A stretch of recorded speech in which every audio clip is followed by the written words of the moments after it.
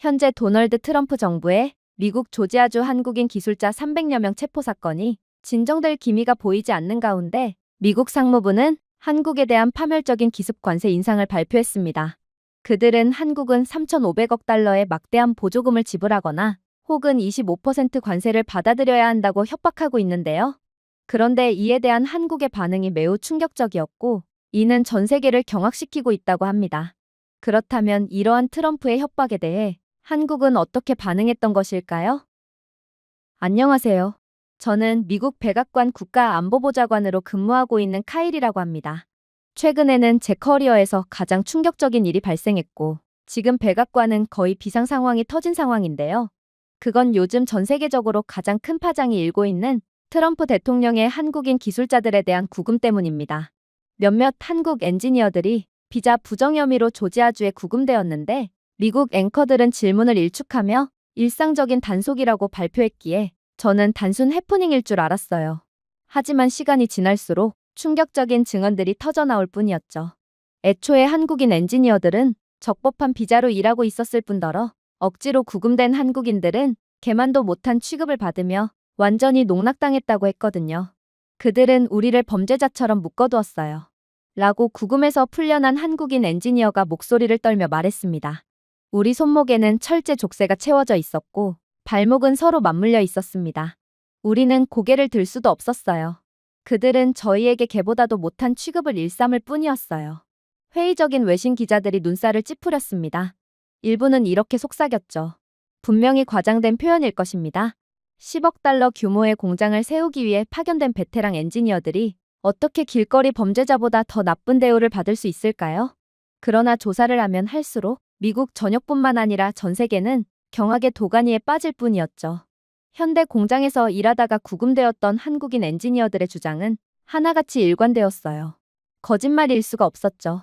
그리고 그들이 밝힌 내용은 가히 충격적이었습니다. 이건 그간 미국이 믿고 있던 가치마저 완전히 짓밟는 것일 정도로 믿기지가 않았죠. 현대 공장의 조립 분야에서 20년 동안 베테랑인 한 엔지니어가 처음 입을 뗐습니다. 그들은 우리를 바닥에 기어가게 만들었습니다. 그들은 저희 보고 고개를 숙이고 눈을 마주치지 마세요. 마치 개처럼 고개조차 들지 말란 말입니다. 라고 외치며 웃었어요. 우리는 동맹국의 일원이 아니었습니다. 사람조차 아니었죠. 우리는 그들에게 그저 동물일 뿐이었습니다. 그의 말은 조용한 기자실의 돌처럼 떨어졌습니다. 아무도 감히 입을 뗄 수가 없었죠. 그러나 충격은 더욱 거세졌습니다. 첫 번째 증언보다 더 나쁜 증언이 이어졌거든요. 한 젊은 직원은 미국의 요원들이 끌려간 한국인 엔지니어들이 낯선 사람들 앞에서 속옷을 벗도록 강요한 방법을 이야기했습니다. 그들은 우리 유니폼을 벗겨 바닥에 던지며 약물 검사를 실시하겠다고 말했어요. 그러나 그건 그냥 명분일 뿐이었어요. 그들은 우리에게 굴욕감을 주기 위해 일부러 그런 짓을 했던 거예요. 왜냐하면 그들은 우리는 반쯤 벌거벗은 채 떨면서 서 있게 만들었는데 우리를 더러운 외국인이라고 부르며 조롱했거든요. 한 직원은 개처럼 짖으며 우리를 빙빙 돌았습니다. 그는 휘파람을 불며 손뼉을 치면서 저희를 반려견 취급했죠. 홀에는 경악의 반응이 터져 나왔습니다. 일부 기자들은 글을 쓰지 못한 채 외면했어요. 하지만 음식은 더욱 충격적이었습니다. 그들은 가열하지 않은 콩 통조림을 열어 이미 기름으로 얼룩진 쟁반에 버렸습니다. 그걸 한국인 엔지니어들에게 먹였죠. 콩은 가운데가 얼고 가장자리에서 신맛이 났습니다. 라고 다른 한국인 엔지니어가 말했습니다. 이미 금이 간 플라스틱 숟가락으로 제공했습니다. 우리가 불평하자 미국인 직원이 쟁반에 침을 뱉으며 이제 미국 맛이 난다 라고 말했어요. 기자들은 경악하며 그의 증언을 믿으려고 하지 않았죠. 하지만 얼마 후에 유출된 사진은 그가 사실을 말하고 있다는 것을 증명했어요. 한 사진에는 미국인 직원이 바닥에 물을 붓고 구금자들에게 무릎을 꿇으라고 명령하는 장면이 담겨 있었습니다. 수감실의 상태는 더욱 가관이었죠. 천장에는 곰팡이가 피어 있었고 바닥은 축축했으며 머리카락과 벌레로 뒤덮여 있었거든요. 한국인 엔지니어들은 침대조차 없는 축축하고 더러운 방에서 억지로 자야 했던 것입니다. 그것도 미국의 요청으로 인해 오게 된 사람들이 말이죠. 조롱은 쇠사슬보다 더 깊게 자랐습니다. 한국인 엔지니어들은 경비원들이 니아오를 외치며 괴롭혔다고 주장했습니다. 그들이 항의해도 소용이 없었다고 했어요. 너희 모두 똑같아 보인다. 한국인이든 중국인이든 상관없어. 그냥 노란색일 뿐이야. 사슬에 묶여 굴욕을 당한 한국인 수감자들은 밤새 조롱의 웃음이 울려 퍼지는 것을 견뎌야 했습니다. 이에 전 세계적인 분노가 확산되었어요. 프랑스의 한 기자는 그들은 개보다 한국 국민을 더 나쁘게 대했습니다. 우리 안에 있는 동물들도 제대로 먹을 권리가 보장되고 동물들도 얼굴 때문에 조롱받지 않아요. 한 유럽 특파원은 처음에는 과장된 것처럼 보였습니다. 21세기에 일어날 수 있는 일이 아니라고 생각했어요. 하지만 증언이 너무 일관되고 증거가 너무 압도적입니다. 이게 정녕 세계 패권국인 미국에서 벌어지고 있는 일이란 말인가요? 캐나다의 한 사설은 미국이 파트너를 이렇게 대한다면 협력에 어떤 희망이 있을까요? 라고 조롱했습니다. 심지어 일부 미국 평론가들도 불안감을 고백했습니다. 한 평론가는 실리콘밸리 엔지니어들이 해외에 묶여 있다고 상상해보세요. 라고 썼습니다. 우리가 직접 당해도 그런 일을 일상이라고 부르며 아무렇지 않은 척을 할 수 있을까요? 하지만 워싱턴에서는 답답한 상황만이 이어질 뿐이었습니다. 미국의 고위 관리들은 대본을 고수할 뿐이었죠. 표준 구금 절차라고 그들은 반복했습니다. 하지만 한국인들은 더 잘 알고 있었습니다. 표준 절차에는 목줄, 조롱, 냉동콩이 포함되지 않습니다. 회피하는 답변 하나하나가 배신감을 더욱 깊게 만들었을 뿐이었어요. 지금쯤 문제는 엔지니어를 넘어서고 있었습니다. 이제 이 문제는 전쟁과 빈곤에서 기술 대기업으로 성장한 국민의 존중, 주권, 자부심에 관한 것이었어요. 그리고 침묵으로 일관하면 세계는 언젠가는 이를 잊고 말 거라는 미국의 뻔뻔한 반응과는 달리 외국의 반응은 더욱 불타오를 뿐이었습니다. 독일의 한 방송인은 처음에는 보도를 의심했습니다. 이제는 부인할 수 없는 사실이에요. 한국의 합법적인 시민들이 외국에서 야만적인 대우를 받았다는 것입니다. 라고 인정했습니다. 그리고 전 세계 외신들이 한국에 대한 위로, 그리고 미국에 대한 규탄의 반응을 쏟아내며 미국을 맹렬하게 비난했죠. 하지만 미국은 아직도 모르고 있었습니다. 한국이 이에 대해 어떤 반응을 보일지 말입니다. 사실 이번 사건이 일어나기 직전 워싱턴의 러트닉 상무부 장관은 번쩍이는 카메라 앞에서 날카롭고 타협하지 않는 목소리로 연단에 섰습니다. 한국은 현재 15%의 관세를 내고 있습니다. 더 이상 용납할 수 없습니다. 한국이 지정된 보유 계좌로 3,500달러를 이체하지 않는 한 관세가 즉시 25%로 인상될 것입니다. 기자들은 믿기지 않아 눈을 깜빡였어요. 3,500달러? 처음에는 터무니없이 작게 들렸지만 몇 분 만에 해명이 나왔습니다. 몇천 달러가 아니었습니다. 3,500억 달러였습니다. 이 금액은 천문학적인 규모로 한국의 전체 가용 외환보유고와 거의 맞먹는 규모였습니다. 이를 지불하면 한국 경제에 부담을 주는 차원을 넘어 아예 한국 경제는 붕괴될 것입니다. 한국으로서는 그 자리에서 국가 안정을 포기하라는 최후 통첩이나 다름없었어요. 한국 내부에서는 충격이 금세 분노로 번졌죠. 경제학자들은 밤마다 같은 이야기를 담은 차트를 들고 줄을 섰습니다. 한 전문가는 그 돈을 넘기면 즉각적인 외환위기가 발생할 것이라고 설명했습니다. 하룻밤 사이에 외환위기가 발생할 것입니다. 원화가 폭락하고 신용등급이 급락하며 수입품인 에너지, 식품, 원자재가 급등할 것입니다. 계약으로 위장한 사형 선고입니다. 또 다른 분석가는 생방송에서 씁쓸하게 웃었습니다. 합의가 아닙니다. 정장과 넥타이를 메고 강도를 저지른 것입니다. 외신들은 처음에 이번 교착 상태를 단순한 무역 분쟁으로 규정했습니다. 하지만 세부 사항을 더 깊이 파헤칠수록 그 요구는 더 이상 불가능해 보였어요. 한 독일 신문은 헤드라인으로 이를 조롱했습니다. 미국의 수학, 모든 것을 지불하라. 아니면 더 지불하라. 한 캐나다 칼럼니스트는 어떤 파트너가 관세를 가장한 몸값 지불을 요구하나요? 라고 지적했습니다. 서울에서 정부는 딜레마에 직면했어요. 이에 응하는 것은 스스로 목숨을 끊는 것과 다름없었습니다. 그렇다고 해서 이에 저항한다는 것은 세계 최대 경제대국과의 대결을 의미했죠. 그리고 지금 이번 한국인 구금 사태로 인해 한국의 주권이 완전히 침해당한 상황에서 한국은 전 세계를 뒤집어 놓을 결정을 하게 되었죠. 그건 바로 한국은 미국에 불가능한 현금을 넘겨주는 대신 자신들이 수주하고 있는 막대한 해외 프로젝트를 통합하여 필요한 자원을 미국 기업에서 얻겠다는 발표를 해왔거든요.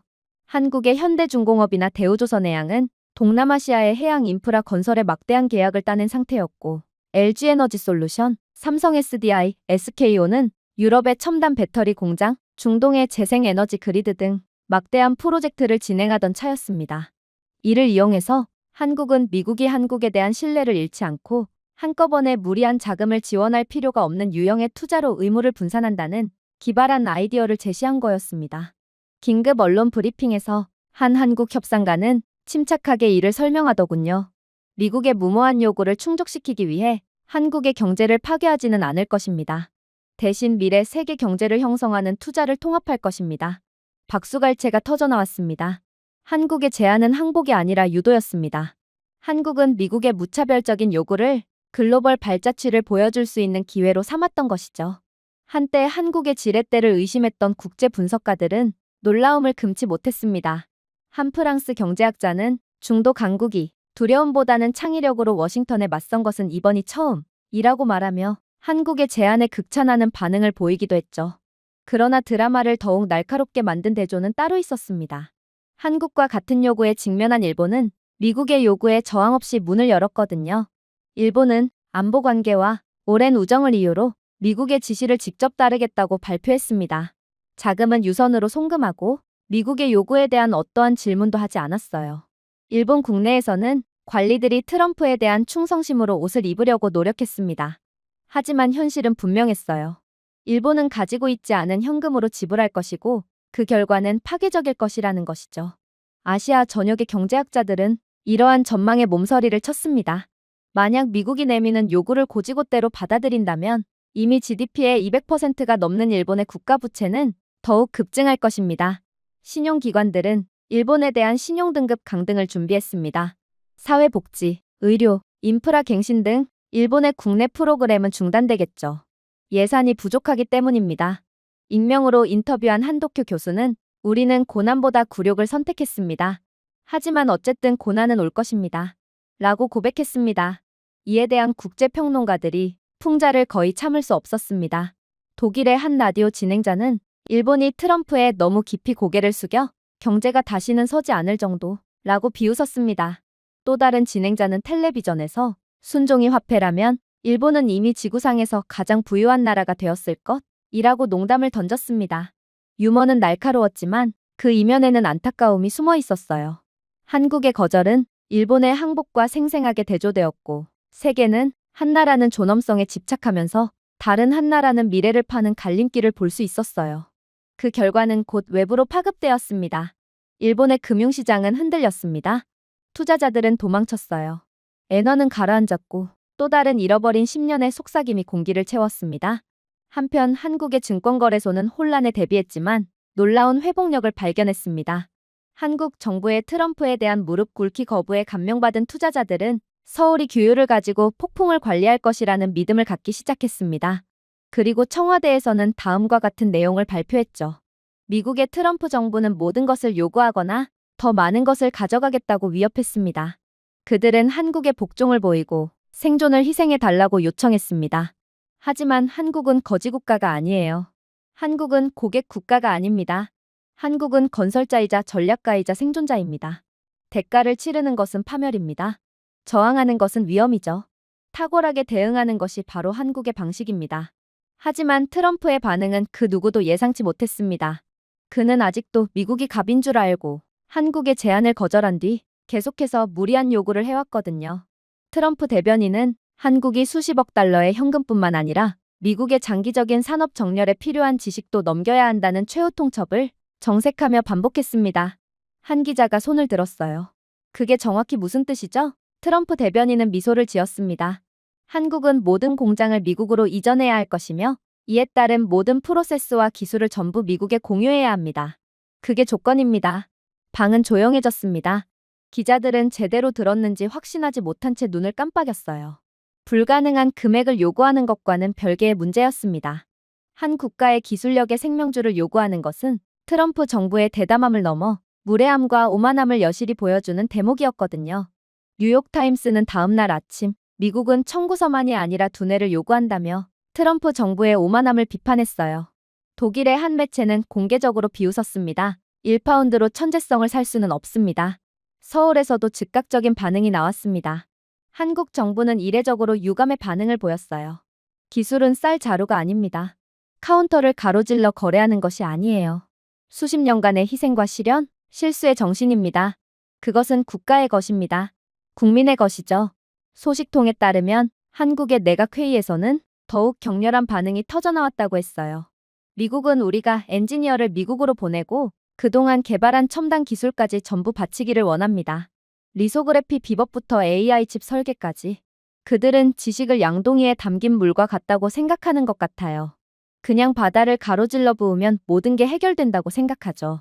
그리고 이내 역사의 길이 남을 충격적인 사건이 벌어지게 됩니다. 이에 대한 한국이 결정이 내려졌는데 서울에서 엄숙한 연설을 통해 신속하게 발표되었거든요. 우리는 우리의 존엄성을 해체하지 않을 것입니다. 우리는 우리의 지성을 팔지 않을 것입니다. 따라서 모든 한국 기업은 즉시 미국 시설에서의 운영을 중단할 것입니다. 모든 엔지니어는 귀국 명령을 받게 될 것입니다. 관세를 25%로 올리겠다고요? 그렇게 하세요. 어차피 관세를 지불하는 것이 미국에서의 유지비를 감당하는 것보다 훨씬 경제적이던 참이었습니다. 이건 트럼프가 전혀 예상하지 못한 시나리오였어요. 그리고 이에 따른 경제 충격은 몇 주 만에 미국을 강타했습니다. 반도체에서 배터리에 이르기까지 22개의 주요 공장이 밤새 얼어붙었어요. 삼성전자와 SK하이닉스의 반도체 공장부터 LG에너지솔루션과 삼성 SDI의 배터리 공장까지 막대한 투자와 더불어 미국 현지 노동자들에게 수많은 일자리를 공급하던 한국 기업들이 죄다 철수를 선포한 것입니다. 이제 기계는 침묵을 지켰습니다. 현지 계약업체들은 한 분기 동안 120억 달러의 손실을 전망했어요. 조지아에서만 15,000개의 일자리가 사라지게 되었습니다. 미국 전역의 실업률이 빠르게 치솟기 시작했어요. 주지사들은 워싱턴에 분노하며 타협을 구걸했습니다. 한상원 의원은 우리는 공장을 확보해야 했습니다. 대신 공장을 잃었어요. 이게 대체 무슨 상황이란 말인가요? 라고 암울하게 인정했습니다. 하지만 놀랍게도 한국은 미국과는 달리 놀라운 속도로 적응했습니다. 관세를 지불하는 데는 비용이 많이 들었지만 감당할 수 있는 수준이었습니다. 트럼프 때문에 강제된 미국에 대한 막대한 투자와 미국의 높은 인건비가 관세보다 더욱 비쌌기 때문이었죠. 한국의 수출은 계속되어 관세 인상에 맞춰 조정되었고 한국 기업들은 유럽, 동남아시아, 중동으로 투자를 전환했습니다. 한국은 즉시 미국으로의 수출을 줄이고 대신 글로벌 구매자들이 흔들리지 않는 것으로 판명된 국가로부터 공급망을 확보하기 위해 서둘렀고 결국 한국의 수출 수익은 즉각적으로 8% 증가한다는 예상치가 공개되었어요. 반면 일본은 고개를 숙였습니다. 미국의 공장이 남아 보조금이 줄어들면서 수익이 고갈되었기 때문입니다. 일본 기업들은 연말까지 400억 달러의 영업 손실에 직면했지만 한국처럼 공장을 이전하거나 저항할 수 없었습니다. 한국은 주권을 보존하는 동안 일본은 미국에 대한 의존도에 더 깊이 빠져들었기 때문이죠. 한 영국 평론가는 잔인하게 요약했습니다. 일본은 미래를 위해 지불했습니다. 반면 한국은 관세로 지불했죠. 외국 헤드라인이 그 대조를 포착했어요. 서울은 우뚝 서고 워싱턴은 비틀거립니다.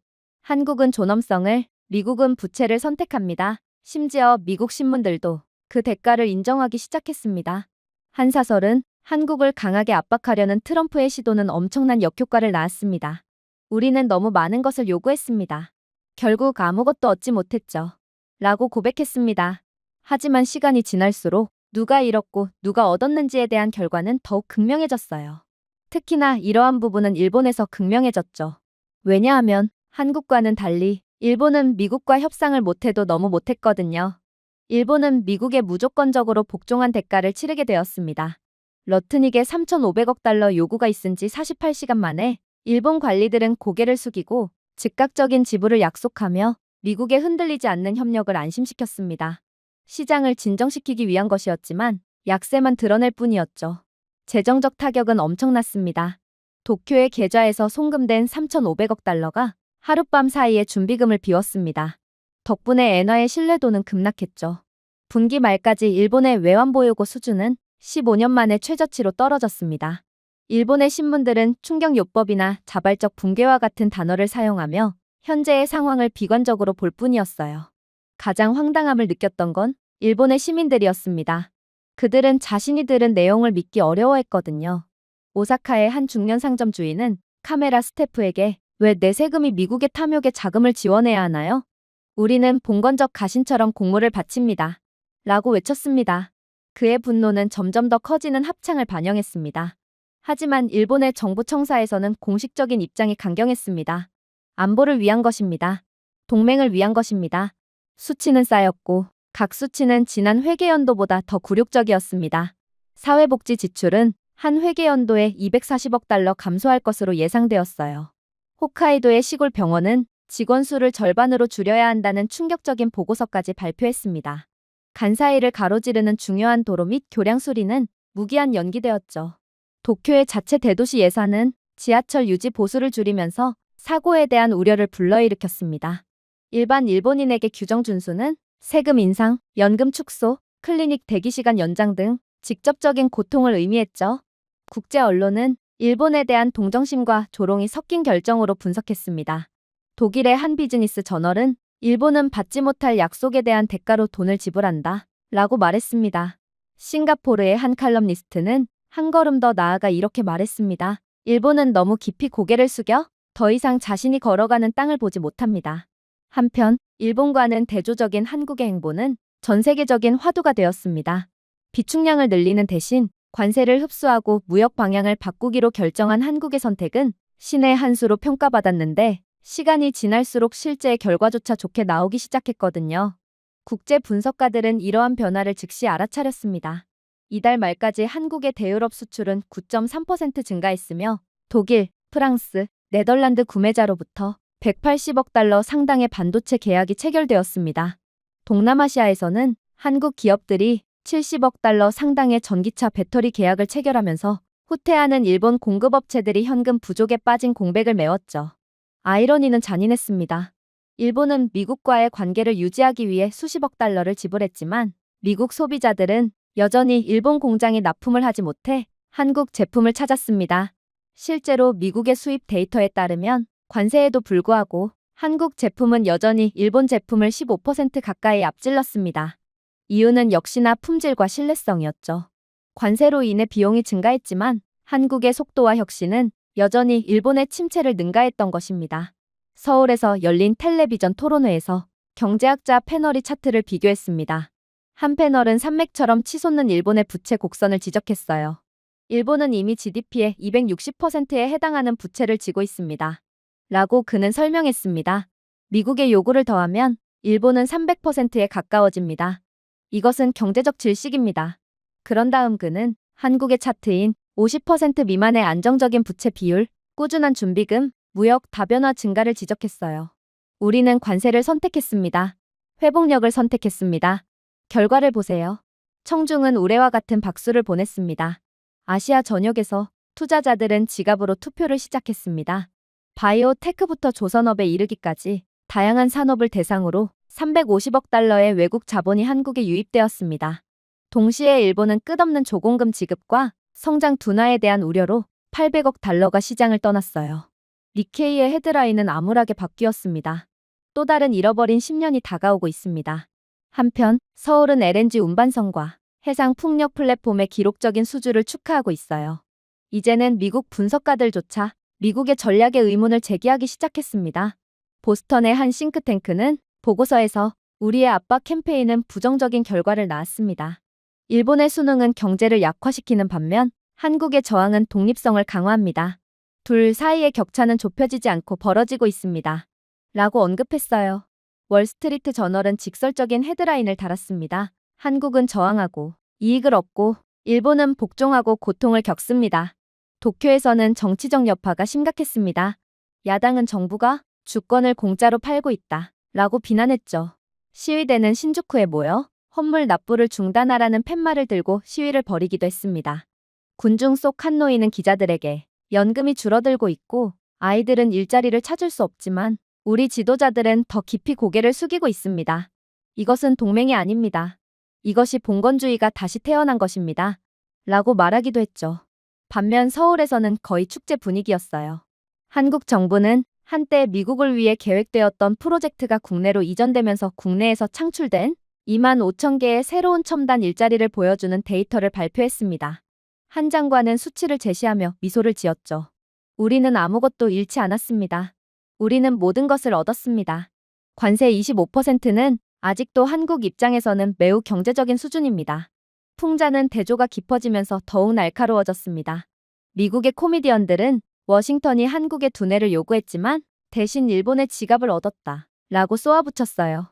소셜미디어 사용자들은 목줄을 잡고 있는 만화 캐릭터의 모습을 담은 밈을 퍼뜨렸습니다.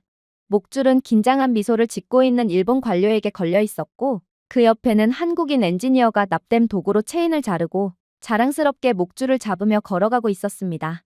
그리고 일본에 대한 마지막 모욕이 찾아왔습니다. 미국의 몸값을 지불했음에도 불구하고 일본 기업들은 여전히 한국 경쟁사의 계약을 잃었기 때문입니다. 유럽의 자동차 제조업체들은 신뢰성을 이유로 전기차 배터리 주문을 일본에서 한국으로 옮겼어요. 중동의 거대 에너지 기업들은 120억 달러가 넘는 규모의 장기 LNG 운반선 계약을 한국 조선업체와 독점적으로 체결했습니다. 그게 바로 양국이 걸어갈 미래였어요. 일본은 복종을 생존으로 착각하고 무릎을 꿇기로 선택했습니다. 미래를 헛된 약속으로 고갈시키며 가신처럼 공물을 바쳤죠. 하지만 한국은 관세를 흡수하면서도 시장을 확장하여 저항을 이익으로 전환하는 서 있는 길을 선택했습니다. 한 명은 고개를 숙이고 파산했지만 다른 한 명은 저항하고 일어선 셈이었어요. 그리고 이제 세상은 존엄성이 단순한 자부심이 아니라는 것을 알게 되었습니다. 그것은 힘의 기초였죠. 하지만 더욱 소름 돋는 사실이 공개되면서 판도는 완전히 달라지게 됩니다. 바로 일본으로부터 3,500억 달러를 지원받더라도 결론적으로 미국은 막대한 손실을 피할 수 없었거든요. 왜냐하면 한국이 미국을 떠남에 따라 발생하는 손해는 시간이 갈수록 더욱 괴멸적이었다는 것이 현실로 드러났거든요. 삼성전자의 첨단 반도체 단지가 계획되어 있던 텍사스 오스틴에서는 침묵이 평소의 건설 굉음을 대체했습니다. 타워 크레인이 날개 한가운데 얼어붙었어요. 현지 계약업체는 직원을 해고해야 했고 170억 달러가 넘는 가치를 지닌 이 프로젝트는 허공으로 사라졌습니다.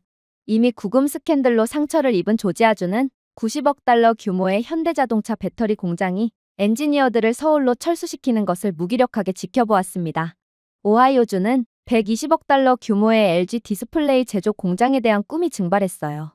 미국 전역에서 일자리와 세수를 약속했던 주들은 갑자기 빈 부지와 미지급금만 남게 된 것입니다. 그 숫자는 생각보다도 훨씬 잔인했습니다. 6개월 만에 620억 달러 상당의 한국 첨단 프로젝트가 미국 지도에서 사라질 것으로 예상되었습니다. 3,500개 이상의 미국 하청업체와의 계약이 해지되고 결국 수만 명의 미국 근로자가 시작도 하기 전에 해고당할 운명이었죠. 한편 서울은 시간이 갈수록 계속 이익을 볼 수밖에 없는 운명이었습니다. 한국 기업들이 미국에서 빠져나간다는 소문이 들리자 전 세계는 이때다 싶어 한국과의 새로운 프로젝트 계약을 체결했거든요. 이게 바로 한국의 자신감이자 기술 패권을 가진 국가의 무서움이었습니다. 취소된 오하이오 디스플레이 공장이요? 폴란드에서 100억 달러 규모의 EU 보조금 패키지로 재탄생했습니다. 조지아 배터리 허브? 사우디아라비아의 네온 프로젝트에 75억 달러 규모의 중동 전기 자동차 그리드 공급 계약을 체결하고 재건되었습니다. 즉, 한국은 아무리 관세를 때려맞아도 아무런 타격이 없는 셈이었습니다. 새로운 프로젝트가 물밀듯 들어왔기 때문이죠. 한국에 있어 가기전은 단순한 회복이 아니라 이익이었고 한국은 미국에서의 후퇴를 세계적인 발전으로 바꾸어 놓았던 것입니다. 결과의 대조는 분석가들을 무엇보다 놀라게 했습니다. 미국은 예상 일자리 10만 개와 예상 세수 800억 달러를 잃었고 한국은 310억 달러의 새로운 해외 보조금과 파트너십을 얻었거든요. 한 유럽 평론가는 이를 건조하게 요약했습니다. 워싱턴이 한국을 밀어냈습니다. 리야드, 바르샤바가 한국을 환영했습니다. 그렇다면 여기서 패자는 누구일까요? 한국의 강점은 돈에만 있는 것이 아니라 대체할 수 없는 전문성에 있었던 거였고 트럼프 대통령은 이를 오판한 대가를 치르게 된 것이죠. 수십 년 동안 미국은 머리카락 굵기보다 작은 반도체, 대륙의 동력을 공급할 수 있는 LNG 운반선, 교통의 미래를 달리는 배터리 등 한국의 우수성에 조용히 의존해왔습니다. 모든 휴대폰, 모든 비행기, 미국의 모든 미사일에는 한국의 한 조각이 담겨 있었습니다. 텍사스와 조지아의 공장이 조용해졌을 때 미국인들은 자신들이 계약업체를 잃지 않았다는 것을 깨달았습니다. 그들은 기술 혈류의 동맥을 잃은 셈이었죠. 해외에서는 감탄이 터져나왔습니다. 한 프랑스 신문은 한국은 규율이 절박함을 이긴다는 것을 보여줬다 라고 썼습니다. 캐나다의 한 네트워크는 한국은 관세를 내지만 미국은 그 대가를 치른다 라고 선언했죠. 중동에서도 논평가들은 서울의 반항을 국가적 자부심의 모범으로 칭찬했습니다. 한편 일본은 여전히 워싱턴의 바닥없는 구덩이에 현금을 투입하고 있지만 마진 축소로 기업이 시들해지는 것을 침묵으로 지켜볼 수밖에 없었죠. 미국의 마지막 굴욕은 연말에 발표된 무역 데이터에서 나왔습니다. 관세에도 불구하고 한국의 대미 반도체 수출은 11% 증가했습니다. 한국에서 미국 에너지 기업으로의 LNG 운반선 주문은 14% 증가했어요. 미래 모빌리티의 심장인 전기차 배터리는 18% 급증했습니다. 관세가 한국을 막지는 못했습니다. 관세는 단순히 미국인을 위한 가격을 인상했을 뿐입니다. 한국의 이윤은 증가하고 미국의 의존도는 심화되었으며 일본의 침묵은 그 어느 때보다 한심해 보였습니다. 그야말로 미국은 관세가 한국을 무너뜨릴 것이라고 생각했지만 대신 한국은 스페어 체인지처럼 돈을 지불한 셈입니다. 트럼프 정부는 투자를 유치하면 서울에 타격을 줄 것이라고 생각했지만 대신 피를 흘린 건 미국이었죠. 공장은 얼어붙고 일자리는 사라졌으며 혁신은 바다 건너 후퇴했습니다. 하지만 한국은 번영하며 새로운 시장으로 확장하여 존엄의 검처럼 타의 추종을 불허하는 기술을 휘두르고 있어요. 워싱턴은 돈을 잃었습니다. 도쿄는 체면을 잃었습니다. 그러나 서울은 아무것도 잃지 않았습니다. 이게 바로 21세기의 세계 최강의 기술 경쟁력을 가진 국가를 건든 것에 대한 대가였죠. 그리고 이젠 트럼프 자신이 은혜도 모르고 한국을 공격한 대가를 치르게 되었습니다. 경제학자들이 가장 먼저 경종을 울렸어요. 한 기사는 수학은 통하지 않았다 라고 직설적으로 선언했습니다. 관세를 내는 것은 고통스럽죠. 하지만 조공은 스스로 목숨을 끊는 행위와 다름이 없습니다. 그런 점에서 한국은 현명하게 선택했죠. 일본은 재앙을 선택했고 미국은 잘못 계산했습니다. 월스트리트의 차트는 화면을 가득 채웠습니다. 미국의 대한국 무역 적자는 줄어들지 않고 확대되어 이대로라면 단 6개월 만에 680억 달러로 급증할 것으로 예상되었습니다. 관세를 부과하더라도 한국 상품은 전자, 에너지 저장, 해운을 압도했어요. CNBC의 한 애널리스트는 이것은 한국의 손실이 아닙니다. 라고 인정했습니다. 백악관 안에서 트럼프는 분노를 표출했습니다. 브리핑 슬라이드에서 여론조사 수치가 빨간색으로 깜빡였습니다. 한때 42%에 달했던 그의 지지율은 공장 폐쇄 직후 곧바로 29%로 급락했습니다. 한국 투자로 일자리를 약속했던 러스트벨트 유권자들은 이제 빈터와 분홍색 슬립에 직면했어요. 오하이오에서 열린 집회에서 구호는 시큰둥해졌습니다. 군중은 일자리는 어디에 있나요? 라고 외쳤습니다. 트럼프는 손을 들어 몸을 돌리려 했지만 야유가 쏟아졌습니다. 처음으로 그의 말에는 아무런 의미가 없었어요. 외국 전문가들마저 쏟아져 나왔습니다. 한 독일 경제학자는 텔레비전에서 한국의 대응은 무모한 것이 아니라 계산된 것이라고 말했습니다. 그들은 빠르고 규율이 엄격하며 신중했습니다. 반면 미국의 정책은 어설프고 자기 패배적이었죠. 프랑스 잡지 표지에는 트럼프 대통령이 깨진 공장 부품을 저글링하는 모습이 담겨 있습니다. 거래의 예술? 붕괴의 예술에 더 가깝다는 제목의 풍자 만화가 온라인에 퍼졌어요. 트럼프는 혁신이라는 라벨이 붙은 한국 화물선을 쫓아가다가 바닥에 쏟아지는 관세 가방을 넘어뜨렸습니다. 동시에 해외에서는 한국의 조용한 힘이 더욱 커졌습니다. 유럽 방위산업체들은 현대중공업, 대우조선해양, 삼성중공업 등의 한국 조선 업체들의 정시성을 높이 평가하며 65억 달러 규모의 계약을 체결했습니다. 중동 에너지 기업들은 한국의 수소 인프라에 90억 달러를 투자했죠. 아프리카에서는 새로운 철도 프로젝트에 한국 로고가 새겨졌습니다. 헤드라인마다 워싱턴의 자존심을 뒤흔들었던 한국은 이제 세계를 건설하고 있는 것입니다. 트럼프의 정치 기계가 흔들렸어요. 고문들은 탈당에 대해 속삭였고 기부자들은 견제를 보류했으며 여론조사 기관은 민주당의 트럼프에 대한 선거 압승을 경고했습니다. 신문들은 공개적으로 이렇게 추측했죠. 한국에 대한 관세가 트럼프 대통령의 임기를 망칠 수 있을까요? 제가 보기엔 그렇다고 봅니다. 아이러니는 날카로웠습니다. 힘을 자랑하던 대통령은 이제 작은 나라의 도전의 궁지에 몰린 채 약해져 서 있었거든요. 서울은 트럼프를 상대로 승리했음에도 여전히 거의 절제된 반응을 보였습니다. 가슴을 두근거리게 하는 연설도 거친 축하 행사도 없었어요. 한국의 장관들은 냉정한 어조로 말할 뿐이었습니다. 우리는 우리의 결정을 지지합니다. 회복력에 투자합니다. 존엄성에 투자하죠. 하지만 전 세계는 그 말의 무게를 이해했습니다. 한국의 힘은 소리치는 것이 아니라 보여주는 것에 있었습니다. 텍사스와 오하이오의 조용한 공장 바닥이 그 증거로 충분했습니다. 이젠 굴욕의 장이 완성되었습니다. 미국은 한국을 압박하려 했지만 자국의 경제와 대통령직을 불안정하게 만들었습니다. 트럼프의 의자는 그의 아래에서 흔들렸고 집회는 더 이상 승리하지 않았으며 기반도 더 이상 충성스럽지 않게 되었어요. 트럼프 대통령은 한국이 무너질 것이라고 생각했습니다. 관세가 한국을 무너뜨릴 것이라고 생각했죠. 대신 흔들리는 것은 미국이었고 한국을 건드렸던 지도자는 약화되었으며 자존심이 산산조각 났습니다. 그리고 그 침묵 속에서 한국의 힘은 부인할 수 없게 되었습니다. 진정한 힘은 외치지 않습니다. 진정한 힘은 단순히 견디고 세상이 현실에 굴복할 때까지 기다리는 거였죠. 이제 트럼프의 편은 사라졌습니다. 지지율은 급락하고 있고 의원들도 하나둘씩 트럼프의 고개를 돌렸죠. 그러자 트럼프는 이제 미친 척을 시작했어요. 그는 다시금 지지율을 올리고 카리스마 있는 모습을 보여주기 위해 마치 자신이 여전히 한국 위에 있고 한국을 자유자재로 다스릴 수 있다는 뉘앙스의 행동을 하기 시작했거든요. 여론조사는 무너지고 동맹국들은 표류하며 시장은 소용돌이친 상황에 더해 모든 네트워크의 논평가들은 미국이 실수를 저질렀다는 명백한 사실을 인정했지만 궁지에 몰리고 도전적이었던 트럼프는 여전히 승리 카드를 쥐고 있다고 주장하기 시작했습니다.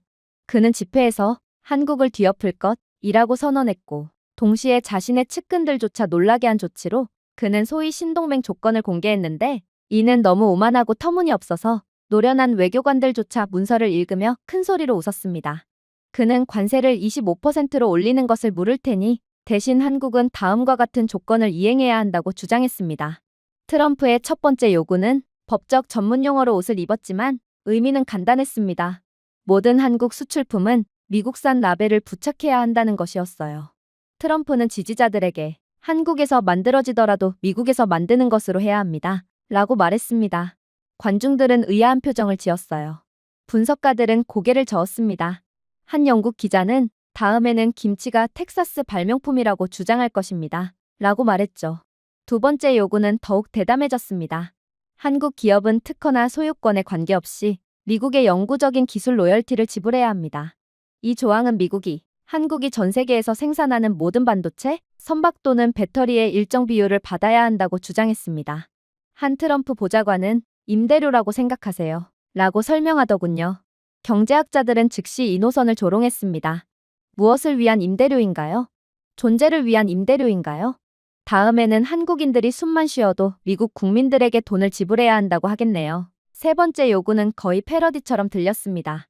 한국은 필요 여부에 관계없이 옥수수, 대두, 소고기 등 잉여 미국 농산물 수출품을 전량 구매해야 했습니다.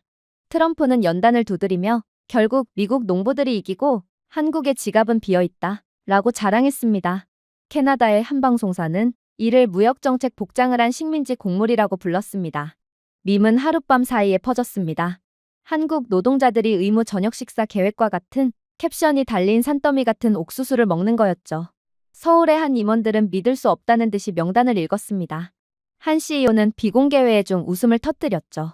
그래서 한국은 미국의 마케팅 부서, 은행, 슈퍼마켓이 되라는 건가요?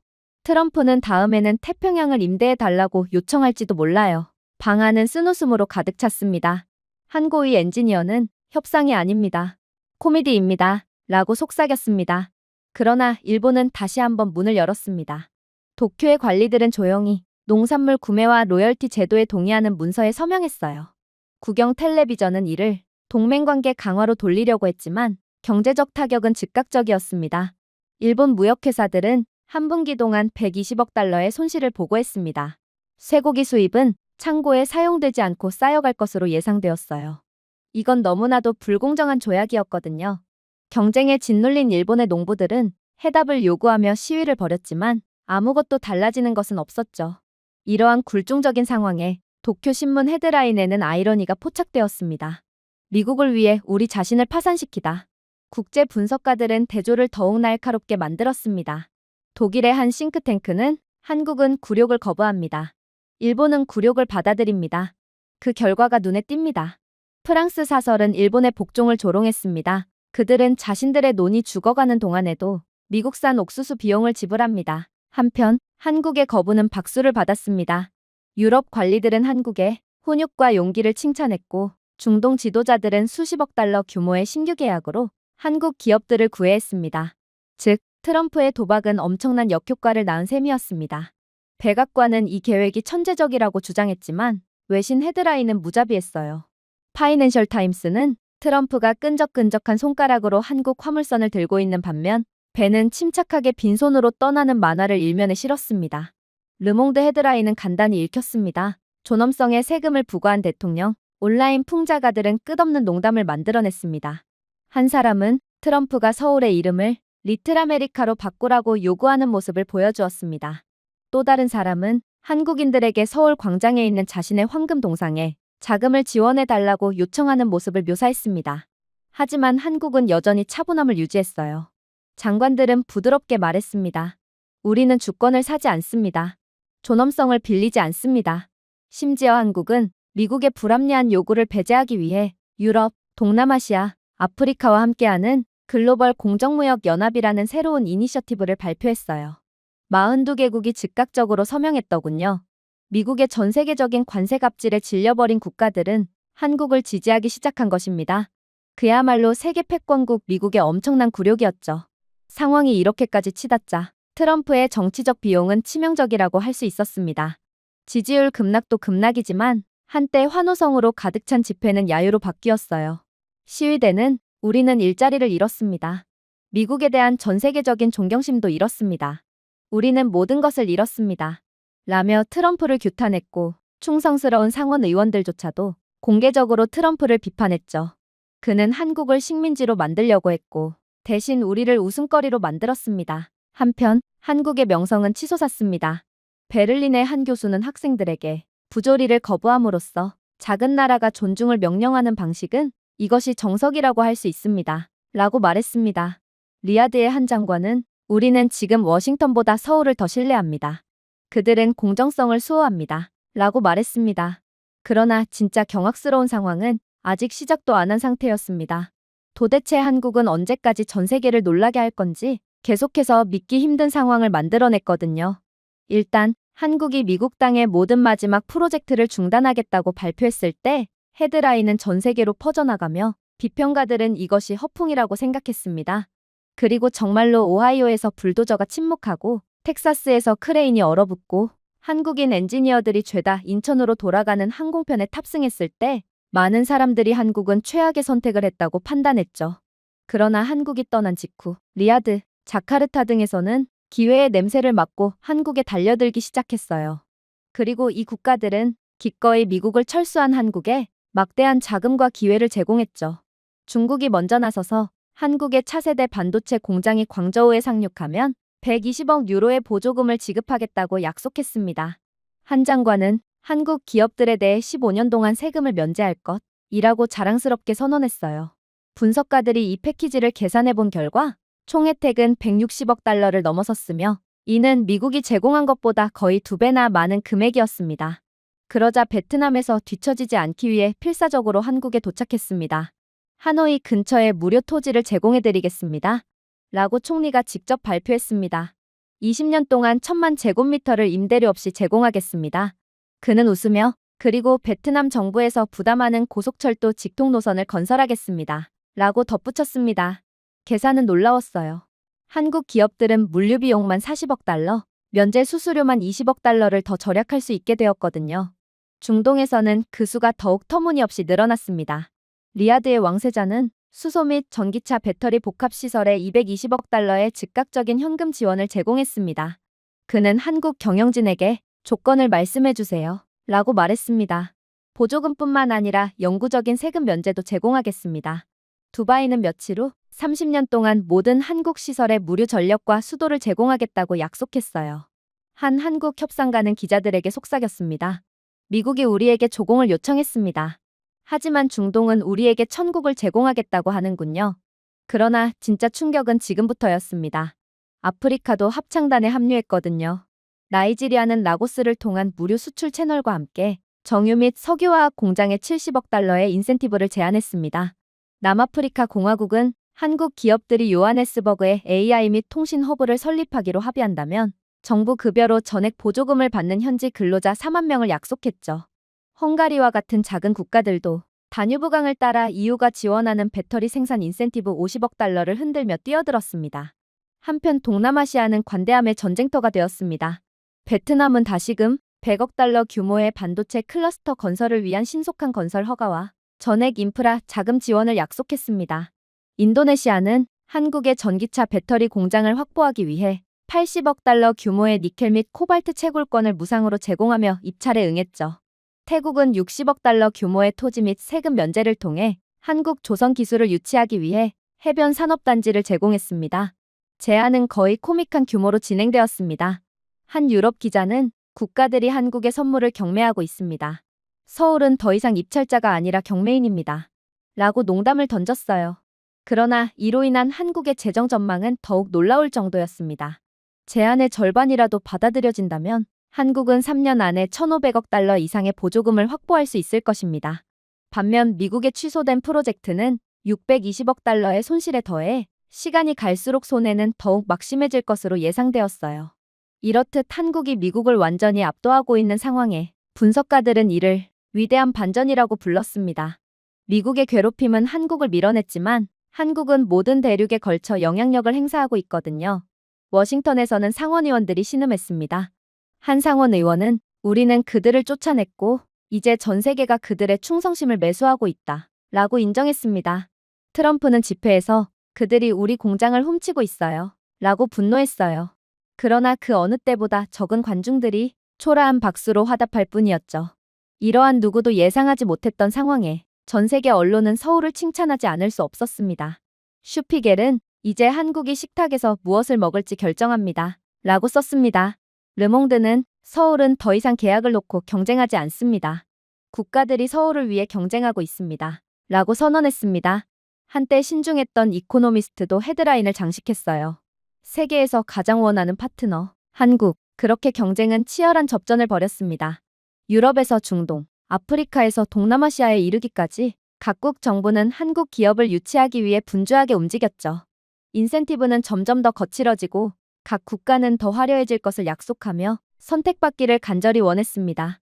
하지만 곧 광풍은 바뀌었습니다. 더 이상은 각국이 한국에 무엇을 제공할 수 있는지가 중요한 것이 아니게 되었어요. 한국이 굳이 받아들일 것인지가 중요했죠. 텔레비전 화면은 인센티브 패키지로 부풀어 오른 각국의 장관들의 이미지로 깜빡였습니다. 태국 대표단은 해안산업 지역의 광택이 나는 지도를 들고 있었습니다.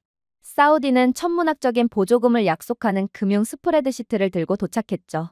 베트남 관리들은 한국 공장 주변에 계획된 도시 전체의 청사진을 가지고 왔습니다. 하지만 한국 관리들은 서두르지 않았습니다. 그들은 정중하게 경청하고 메모를 하고 속삭였습니다. 그런 다음 전설적인 문구로 대답했죠. 감사합니다. 검토해보겠습니다. 이 네 단어는 서울의 조용한 판결에 따라 제공국 주식시장이 크게 흔들리거나 재산이 오르거나 무너지는 것을 의미했습니다. 원래는 마땅히 미국이 했어야 할 말이었죠. 그리고 충격은 시작되었습니다. 외신 기자들은 한국이 기술의 IMF가 되었다고 농담을 던지기 시작했어요. 한때 국제통화기금이 한 국가의 재정 규율을 판단했다면 이제 한국은 그들의 산업 규율을 판단한 것입니다. 한독일 앵커는 방송에서 베를린은 예전에는 미국의 승인을 구걸했습니다. 이제 베를린은 한국의 반도체를 구걸합니다. 라고 자주 섞인 말을 해왔어요. 그리고 그 말은 진실이었죠. 세계 각국의 자본은 더 이상 미국의 정책이 아니라 한국이 새로운 공급망 질서 안에서 자국의 경제 미래를 허용할지에 달려있다는 사실을 깨달았거든요. 그리고 한국은 이내 다시금 누구도 예상치 못한 결정을 내려왔어요. 한국은 새로운 프레임워크인 글로벌 파트너십 표준을 발표했는데 이는 단순히 계약이나 보조금에 관한 것이 아니었거든요. 규칙에 관한 것이었습니다. 한국 공장을 유치하거나 공급망에 가입하려는 국가는 구속력 있는 헌장에 서명해야 했습니다. 헌장은 회계의 투명성, 정치적 간섭에 대한 보장, 부패에 대한 처벌을 요구했습니다. 노동 보호와 환경 기준을 엄격하게 준수해야 했죠. 무엇보다도 강제 이전 없이 한국 기업이 기술에 대한 완전한 통제권을 유지한다고 선언했습니다. 이를 준수하지 않으려는 국가는 아무리 많은 돈을 제시하더라도 제외될 것입니다. 사실 이건 너무나도 합법적이고 공정한 규정이었고 다른 나라들 입장에서는 서명하지 않을 이유가 없었습니다. 이건 미국의 뒤통수를 맞고 다른 동남아 국가들의 현지 공장에서도 파업 등의 규정 위반으로 뒤통수를 맞아온 한국 입장에서는 무엇보다 중요한 부분이기도 했죠. 이제는 한국이 선택하는 입장이니 드디어 규정을 내민 것입니다. 하지만 그럼에도 처음에는 일부 정부가 강경한 태도를 보였어요. 멕시코의 한 장관은 너무 엄격한 조치입니다. 그렇게 많은 통제권을 줄 수 없습니다. 라고 항의했습니다. 하지만 그 후 충격이 찾아왔습니다. 한국은 입찰을 완전히 거부했는데 몇 시간 만에 멕시코의 주식시장은 6% 하락했고 투자자들은 준수를 약속한 경쟁국으로 도망쳤거든요. 붕괴를 지켜보던 다른 지도자들은 재빨리 방향을 바꿨습니다. 주저하던 국가들도 재빨리 헌장에 서명했거든요. 한 아프리카 대통령은 우리는 선택의 여지가 없습니다. 한국의 규칙에 적응하지 못한다면 우리의 미래는 남아있지 않을 수도 있습니다. 라고 솔직하게 인정했습니다. 그 영향은 놀라웠습니다. 수십 년 동안 글로벌 표준을 설정한 곳은 워싱턴, 런던 정도였습니다. 그러나 이제 판도가 완전히 바뀌었어요. 서울은 조건을 정하고 다른 나라들은 이를 따랐습니다. 실질적으로 한국은 반도체, 전기차 배터리, 조선 계약에 대한 글로벌 가격 기준선을 효과적으로 설정했어요. 서울이 요금을 2% 조정하면 유럽의 공장은 예산을 다시 계산하고 디트로이트의 자동차 제조업체는 서둘러 예측을 업데이트했으며 걸프 지역의 에너지 회사는 올해 계획을 전면 수정해야 했습니다. 영국 신문의 풍자적인 헤드라인에는 다음과 같이 적혀 있습니다. 세계 경제는 이제 서울 시간으로 동기화됩니다. 트럼프 대통령의 허튼 짓으로 과소평가받던 한국은 이제야 그 힘을 전 세계인들에게 인정받게 된 것입니다. 그리고 이젠 한국에 대한 세계의 경외심만 남았죠. 분석가들은 한국의 힘이 위협이나 군대에서 비롯된 것이 아니라는 것이 가장 중요한 사실이라고 지적했습니다.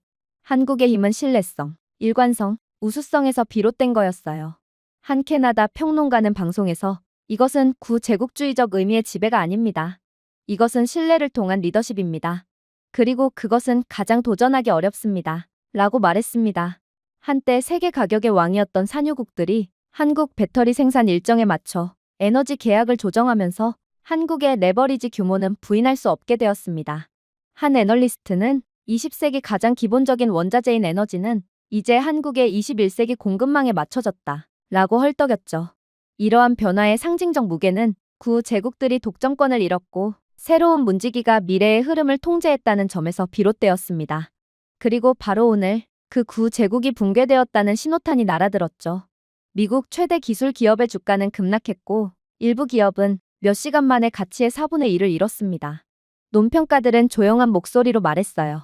제국이 멸망했습니다. 수십 년 동안 워싱턴은 혁신의 중심지, 세계 기술의 거대 기업으로 불렸습니다. 하지만 지금은 환상이 산산조각 났어요. 전 세계는 더 이상 실리콘밸리의 답을 찾지 않았습니다. 서울을 바라보았죠. 이러한 붕괴는 연설에서 극적인 것이 아니라 수치로 나타났습니다. 분기 말까지 미국의 산업 파산은 전년 대비 46% 급증할 것으로 전망되었습니다. 수출 수익은 1,800억 달러 감소한 반면 무역 적자는 사상 최대치인 1조 3천억 달러로 확대될 예정이었죠. 한때 제조업의 유산을 자랑하던 실업률은 도시 전역으로 퍼져나갔습니다. 한때 자동차 제조업체들이 세계를 지배했던 디트로이트에서는 한 달 이내에 4만 5천 명의 근로자가 해고될 것으로 예측되었습니다. 텍사스에서는 칩 공장이 유유 상태고 창고는 쓸모없는 장비로 가득 찼습니다. 분석가들은 이를 부인할 수 없었습니다. 미국은 더 이상 기술 제국이 아니었습니다. 미국은 자국의 오만함에 대한 부담감으로 자신감을 잃은 빚진 국가일 뿐이었죠. 한편 한국은 정반대의 방향으로 나아갔습니다. 수출은 전년 대비 23% 급증하며 흑자 수준이 사상 최고치를 기록했습니다. 실업률은 20년 만에 최저치인 2.9%로 떨어졌습니다. 서울의 헤드라인은 다음과 같이 선언했습니다. 일자리는 풍부하고 공장은 넘쳐납니다. 국제 노동 전문가들은 단 2년 만에 한국이 반도체, 친환경 에너지, 조선 분야에서 120만 개의 고숙련 일자리를 추가했다고 추정했습니다. 그 대칭성은 잔인했습니다. 미국인의 일자리가 사라질 때마다 한국인 일자리가 생겨나는 셈이었거든요. 외신들은 대조를 완화하려는 시도조차 하지 않았습니다. 가디언은 스스로를 무너뜨린 제국이라는 제목의 특집 기사를 게재했습니다. 이 기사는 한때 무기로 여겨졌던 워싱턴의 정책이 이제 절망적인 허풍처럼 느껴졌다고 설명했습니다. 데어 슈피겔은 표지 일러스트레이션을 선보였어요. 미국 독수리가 착륙하고 날개가 잘린 반면 한국 봉황은 고층 빌딩 위로 치솟았죠. 도쿄에서조차 평론가들은 20세기는 그들의 것이었다. 21세기는 한국의 것이다. 라고 씁쓸하게 속삭였습니다. 그러나 가장 충격적인 점은 따로 있었습니다. 전 세계 이사회에서는 경영진이 미국 사례 연구에 대한 언급을 중단했기 때문입니다. 대신 한국의 효율성, 한국의 규율, 한국의 속도를 꼽았죠. 독일의 한 자동차 이사는 우리는 디트로이트가 아닌 서울을 벤치마킹하고 있습니다. 그들의 턴어라운드 시간은 타의 추종을 불허합니다. 라고 설명했습니다. 인도의 한 기술 CEO는 인터뷰에서 웃으며 말했습니다. 미국은 꿈을 약속했습니다. 그러나 한국은 마감일을 제공합니다. 아프리카에서도 각국 정부는 태양광 발전소부터 철도 시스템에 이르기까지 새로운 한국산 인프라를 자랑스럽게 발전의 증거로 꼽았어요. 이 수치는 그 어떤 연설보다 큰 목소리를 냈습니다. 회계연도 말까지 한국의 무역 흑자는 4,100억 달러를 넘어섰고 미국의 적자는 역사적인 수준으로 급증했습니다. 심지어 달러 패권까지 흔들리기 시작했어요. 중앙은행들은 조용히 준비금을 옮기고 원화를 유로, 위안화와 함께 추가했습니다. 텔레비전의 경제학자들은 상상할 수 없는 사실을 인정했습니다. 자신감은 동쪽으로 이동했습니다. 달러화는 더 이상 안보를 상징하지 않습니다. 그러나 한국의 통화는 그렇습니다. 그러나 미국 입장에서 무엇보다 좌절스러운 점은 따로 있었죠. 바로 한국의 이러한 패권국으로 올라서려는 모습은 시간이 갈수록 더욱 강해지기만 했다는 것입니다. 이제 외국 지도자들은 조용한 인터뷰에서 한국의 규율에 대해 이야기했고 분석가들은 한국 기업의 놀라운 신뢰성을 지적했으며 편집자들은 한국의 효율성에 대해 겸손한 헤드라인을 달았거든요. 한국이 강할 뿐만 아니라 신뢰할 수 있는 국가기에 한국은 계속해서 야금야금 미국의 파일을 갉아먹고 있는 거였어요. 심지어 이젠 전 세계 모든 외신에서 한국에 대한 미담만 가득했어요. 파리에서 공공 프로젝트의 부패로 수년간 어려움을 겪었던 프랑스 정부는 한국 계약의 놀라움을 금치 못했다는 발표를 했습니다. 프랑스 장관은 텔레비전 카메라에 숨겨진 조항도 없고 비용도 부풀려지지 않았습니다. 라고 말하더군요. 한국이 다리 건설 비용이 23억 유로라고 하면 딱 23억 유로만 듭니다. 한국은 그 이상은 절대 부르지 않죠. 이 발언은 수십 년간의 과잉과 스캔들로 인해 시민들이 냉소적인 반응을 보인 유럽 전역에서 논쟁을 불러일으켰습니다. 독일 신문 헤드라인에는 이러한 분위기가 담겨 있었죠. 한국의 정직성, 유럽의 부러움, 중동에서도 지도자들은 놀라움을 금치 못했습니다. 한국에서 건설한 수소 공장을 방문한 사우디 왕자는 30개월 만에 인도를 요청했습니다. 22개월 만에 완공되었습니다. 뇌물 한 푼, 지연 한 푼도 없었습니다. 라고 말했습니다. 그의 말은 아랍 언론에 들불처럼 퍼졌고 독자들은 한국이 기술과 함께 정직을 수입했다. 라고 농담했습니다. 풍자가들은 완벽하게 균형 잡힌 스프레드시트를 건네는 한국 엔지니어를 보고 충격에 빠진 낙타의 모습을 묘사했습니다. 심지어 아시아도 그 차이를 느꼈어요. 자카르타에서는 인도네시아 관리들이 예상과 일정보다 앞서 대규모 철도 프로젝트를 완료한 한국을 칭찬했습니다. 한 관리는 우리는 끝없는 변명에 익숙해져 있습니다. 라고 씁쓸한 미소를 지었습니다. 하지만 그들은 우리에게 결과를 주었습니다.